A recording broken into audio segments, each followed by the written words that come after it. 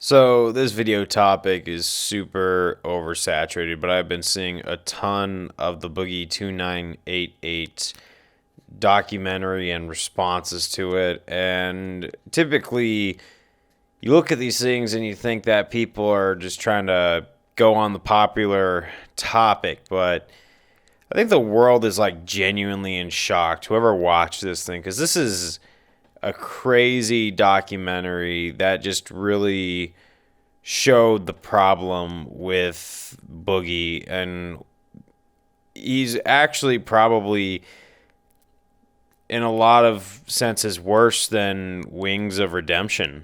I mean, Wings of Redemption has become one of the worst, one of the most notorious things and tales online. And ironically, these two had a boxing match, and I think the outcome was Wings of Redemption having redemption over Boogie 2988. Because, wow, looking at this documentary just makes Boogie seem like one of the worst possible human beings. Because, yeah, we all know his upbringing and how sad it was, how abusive it was. I don't want to really repeat anything that was on the documentary because I recommend you guys go watch the documentary because it just kind of shows just how deluded Boogie is. Now, I try to say, like, sugar-coated wise, I really try to not be as provocative as possible just because I'm not into that kind of sensationalism yet.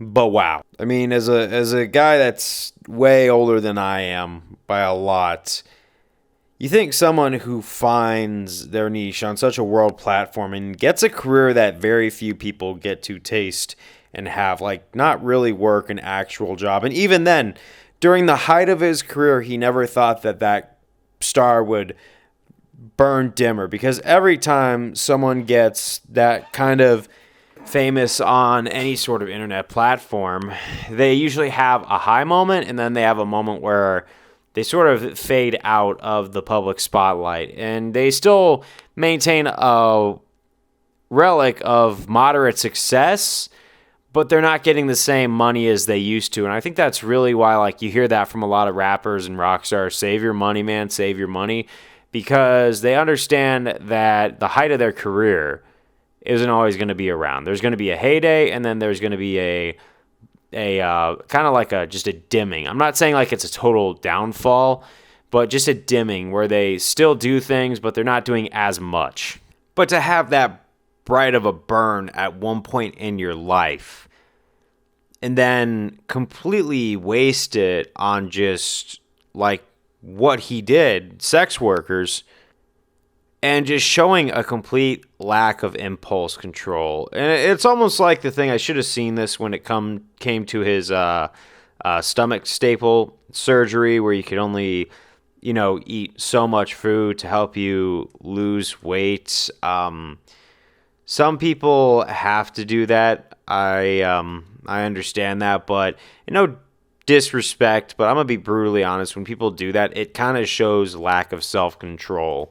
Like, the amount of people who can't control how much they eat is a problem sometimes. I've even had similar instances where people blame their thyroids, but they're eating candy every day.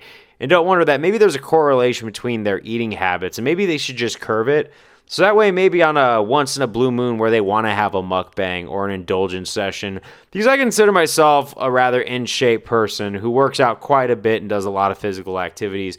But you know what, man? There's some times where I want to go get some carne asada fries and some ice cream and just chow down and have a great, delicious, mouth-wateringly delicious meal. But that's not every day, and I'm getting off of a tangent. It just shows Boogie 2988 had a complete lack of self-control and a lack of gratitude, because you think someone who would be at such a low and then reach such a high would ever think, I made it, I should probably keep it.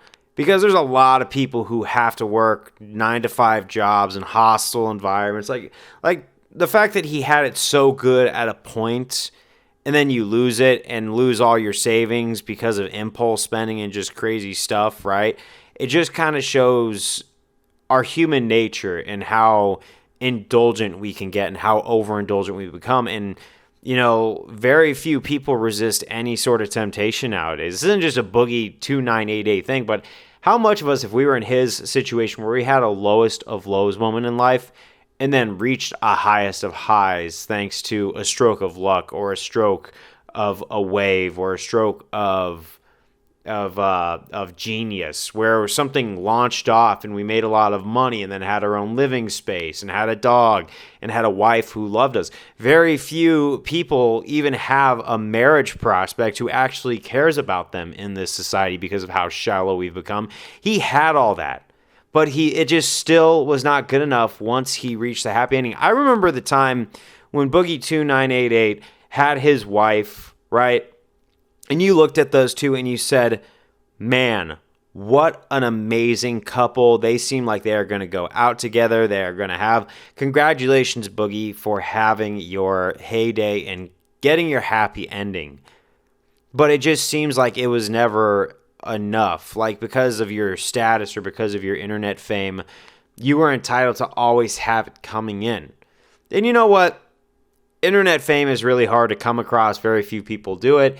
And once people reach that, they've earned all the bragging rights in the world. But whether you're religious or not, evil tends to work like a serpent, like a devil, right? It tests if we could stop ourselves.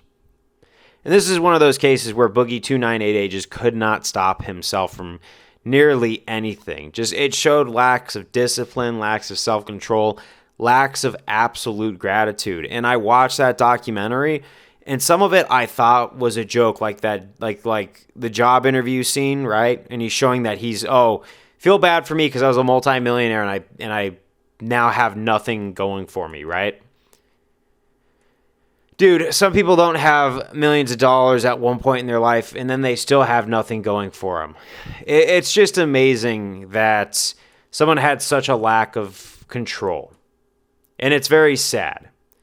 And look, whether you find success on YouTube, start your own business, make a fortune selling a product, whatever it is, right? That you find your happy ending and you say, you know what, I've made it. You get a wife, you get a kid, you get so-and-so.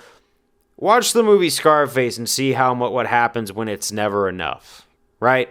Because I honestly am a firm believer that if we get good things or at least some sort of stability in our life, because especially living in Western culture, we live in relatively easy times compared to some places in the world where they have to worry about things getting dropped on their heads. I'm not going to say those words, but we tend to take any sort of status quo or stability, which is a blessing. It's more rare than we think it is, and we just tend to take it for granted. And then we feel sorry for ourselves when it's all done. So here's the thing that I just want to give you guys on this Boogie 2988 situation. Before you guys even think about, taking your blessings for granted and just whizzing it through the air and then feeling sorry for yourself once it's done, you got to understand when the universe is handing you a good thing. And don't throw those good things away, because it is very upsetting and very tragic to see what I used to think was such an inspirational story now become the biggest disgrace on the internet. Like, I am very disappointed. But I just wanted to say my 2 cents on this popular topic. I'll see you guys later.